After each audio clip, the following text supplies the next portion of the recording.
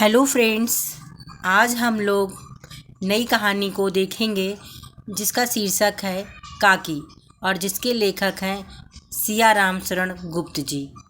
चलिए देखते हैं। श्यामू एक छोटा बच्चा है जो सुबह उठता है तो देखता है कि ज़मीन पर कपड़ों में लिपटी उसकी माँ लेटी है और लोग भी लगा रखे हैं और रो रहे हैं। श्यामू इतना छोटा है कि उसे समझ ही नहीं आता कि यह सब क्या हो रहा है। मेरी माँ मर गई है। जब श्यामू की माँ उमा को शमशान ले जा रहे थे तो श्यामू रोते हुए अपनी माँ से लिपट गया और बोला, काकी सो रही है। श्यामू अपनी माँ को काकी बोलता था। श्यामू कहता है, तुम लोग मेरी माँ को कहाँ ले जा रहे हो। श्यामू को उसकी माँ के दाह संस्कार में नहीं जाने दिया गया। सभी लोग श्यामू से झूठ में कहते हैं कि तुम्हारी काकी मामा के घर गई है, लेकिन थोड़े दिन बाद गांव के बच्चों ने श्यामू को बता देते हैं कि तुम्हारी माँ मर गई है, भगवान के पास चली गई है। एक दिन श्यामू खेलते हुए पतंग को देखता है और अपने पिता विश्वेश्वर के पास जाकर बोला, काका मुझे एक पतंग लाकर दो। परंतु विश्वेश्वर श्यामू की बात का अनसुना करके कहीं चला जाता है। श्यामू पतंग पाने की इच्छा को रोक ना सका और विश्वेश्वर के कुर्ते से एक चवन्नी मतलब 25 पैसे लेकर अपने मित्र भोला से पतंग और डोर मंगाता है।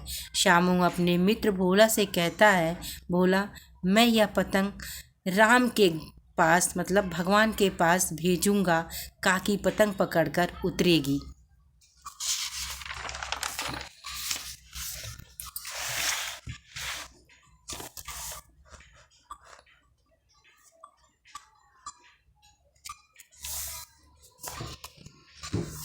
तो भोला बोला, यह डोर बहुत पतली है, इसे टूट जाने का खतरा है।